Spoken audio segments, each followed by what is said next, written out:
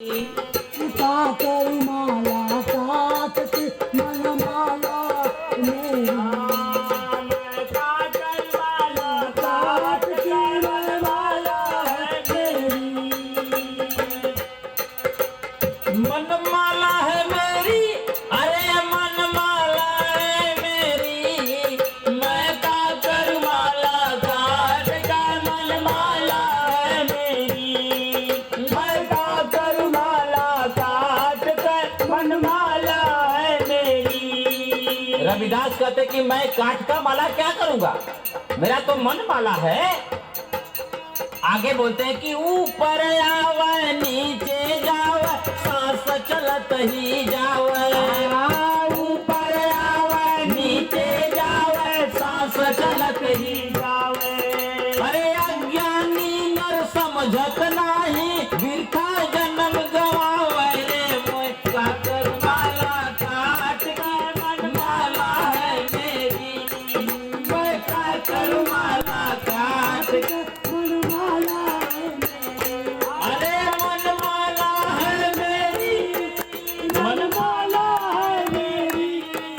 मैं काकर माला काट के मन माला है मेरी, मैं काकर माला काट के मन माला है मेरी।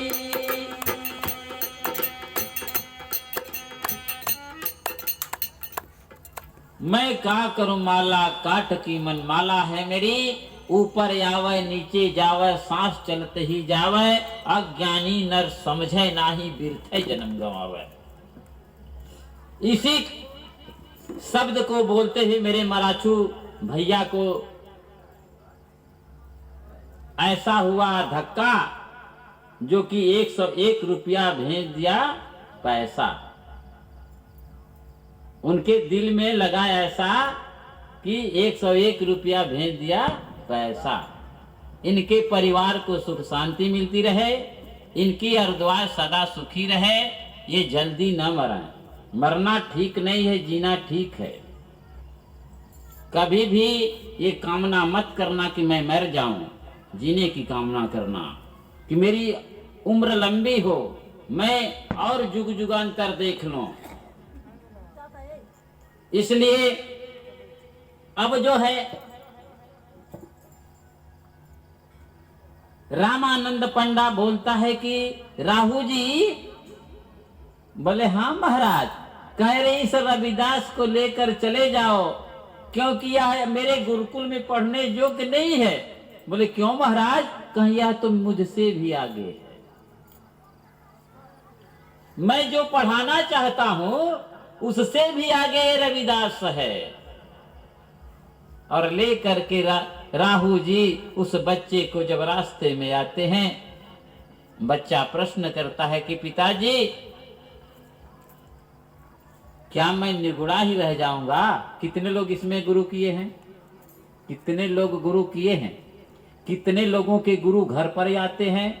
आप लोग गुरु को स्नान करवाते हो, गुरु को जेवनार बनाते हो, कितने लोग ठहर चौका देकर भोजन करवाते हो, कितने लोग अपने गुरु की निंगोटी कचारते हो, कितने लोग अपने गुरु को जूता पहनाते हो, कितने लोग क्या क्या करते हो सेवा, कितने लोग इसमें गुरुमुख हैं? यही कारण, हीरो, यही कारण है। हमारे गुरु हैं 150 बरस का, 150 बरस का, और मैं अपने घर पर बुलाता हूं। देखिए यही रुपया पैसा बरसने का यही कारण है। मैं अपने, सुन बेटा, मैं अपने गुरु को बुलाता हूं घर पर, अपने हाथ से नहवाता हूं, बढ़िया साबुन ले आता हूं। 10 रुपये 5 रुपये वाली नहीं, 40 50 60 70 80 100 वाली अगर साबुन मिल जाए तो गुरु को बढ़िया से लगाते हैं कि बढ़िया जितने कर्म करेंगे उतने बढ़िया पैसा मिलेगा। यही कारण है। 1 रुपया दोगे तो 1 का 2। लेकिन जब तुम, किसी ने गाया था कभी कि तुम भीख मांगने वाला कि 1 पैसा दोगे तो तुम्हें 10 पैसा देगा, गाया था ना किसी फिल्म में कि ये जाने वाले बाबू मुझे पैसा दे दो और जो तुम 1 रुपया दोगे तो वो 10 रुपया। कौन? मैं नहीं दूंगा। ओ क्या बोला, क्या बोला? यही ना बोला कि वो देगा, मैं नहीं दूंगा। तुम तो मुझको 1 रुपया दे रहे, लेकिन वो देगा। मैं मनाऊंगा कि इसको 10 रुपया दे देना, 1 रुपया मुझको दिया। इसलिए 100 के बदले मैं यही कामना करूंगा कि मेरे मराचू भैया को 1000 मिल जाए। मैं दूंगा नहीं, लेकिन वो किसी न किसी कर्म के द्वारा इनको दिलवाएगा। यही कर्म है पैसा बरसने का, लक्ष्मी को लात मारने का। ये ध्यान देना। सांस की बात जब बताई संत गुरु रविदास ने, रामानंद पंडा अचंभे में पड़ गया। अब ये हमसे बताओ, पहली बात सांस की बात। सांस की बात यही है, अगर आपके माता पिता, सुन बाबू, आपके माता पिता यदि चारपाई पर पड़े रहेंगे 1 महीना, 2 महीना, 3 महीना, 4 दिन, 5 दिन, 10 दिन, 2 साल, 4 साल, उसको जब तक ये सांस नहीं निकलेगी उसको फेंकोगे या जमीन पर लौटाओगे? नहीं जी। अगर आपका ही खानदान का कोई भाई बंधु दुनियादारी जो कुछ भी हो, अगर नौजवान हट्टा कट्टा अभी ससिया निकल जाए तब हटावा जी। एक बार भी रखोगे खटिया पर, तुरंत हटा दोगे। इसलिए सांस का महत्व है। संत गुरु रविदास ने सांस की महत्व बताई कि माला मैं तो ये फेर रहा हूं, ये काट की माला मैं क्या करूंगा, मेरे पास भी काट कंटी टिपुंडी कुछ नहीं है। इसलिए हे सदगुरु, मैं ये आपका वचन नहीं मान सकता। तब रामानंद पंडा ने कहा कि राहुल लेकर इसे चले जाओ। लेकर आते हैं, बीच में वो बच्चा सोचता है कि मैं तो निगुड़ा रह जाऊंगा, इसलिए वह कहता है कि क्या पिताजी आप भी निगुड़ा हैं? बोले ना ना बेटा, मैं निगुड़ा नहीं हूं, मैं गुरु किया हूं। कहें कौन आपके गुरु हैं? उस समय आदिवासी गुरु के चमार गुरु कहते। ब्राह्मण को मत सोचिए, उस समय 645 वर्ष पहले, कब का इनका जन्म है? 645 वर्ष आज होता ये संत गुरु रविदास का। तो 645 वर्ष पहले हमारे कुल के, चमार वंशज के 4 ठे गुरु थे। गिनिए, सनक, सनंदन, समनानंद और सदानंद।